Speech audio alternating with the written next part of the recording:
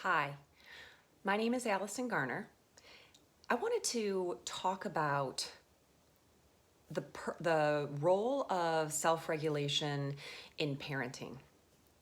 I have two teenagers, a 15 and a 17-year-old, and I'm noticing how I also do a lot of work with emotional intelligence, and I'm noticing how the way I show up, which I already know intellectually, right? Because I've been studying emotional intelligence for a long time. I've been a leadership coach for a long time. I know that the way that I carry myself has massive influence and impact on others.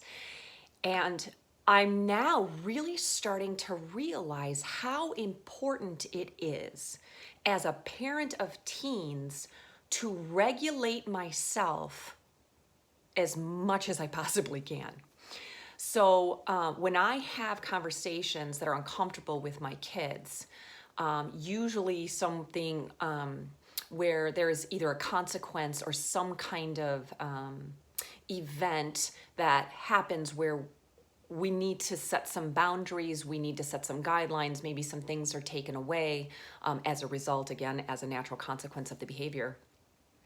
That when we do that and you're really intentional, number one, you'll notice the teen has a lot of emotions going on all the time. That's part of being a teen.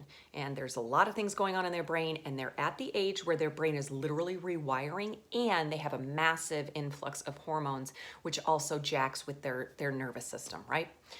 So they're already prone to dysregulation. And I think that's why it's super important for parents to show up knowing that the number one thing they got to do at all times is regulate. What I've noticed, here's my learnings. The number one thing I'm taking away from being regulated around my teens is that we can have a really difficult conversation and we can talk about things that are going to make them incredibly unhappy and uncomfortable in that moment. For example, maybe I take the keys away from the car, or maybe I take their cell phone because they haven't been using it responsibly, blah, blah, blah, whatever that is. They will then become dysregulated and they will lash out. And they will behave badly. They might say something that they shouldn't have said or was very hurtful. They might slam a door. They might call me a name. They might threaten something. And if I can stay regulated and not take it personally, number two thing I've learned, not take what they're saying and how they're behaving personally, we can end the conversation, then they can go marinate. And when teens can go marinate, they will get there. My kids always get there.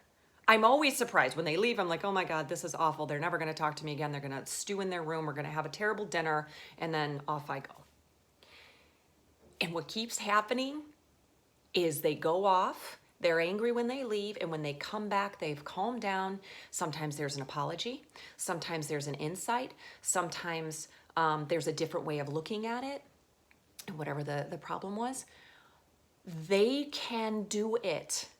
We can set that container by being regulated, by allowing them to go and think, and by being very open, receptive when they come back. And don't take anything personally that they say. I hope you found that helpful. Email me any insights, discoveries, challenges, anything that you'd like to throw my way. Allison@AlignCoachingLLC.com. Thanks.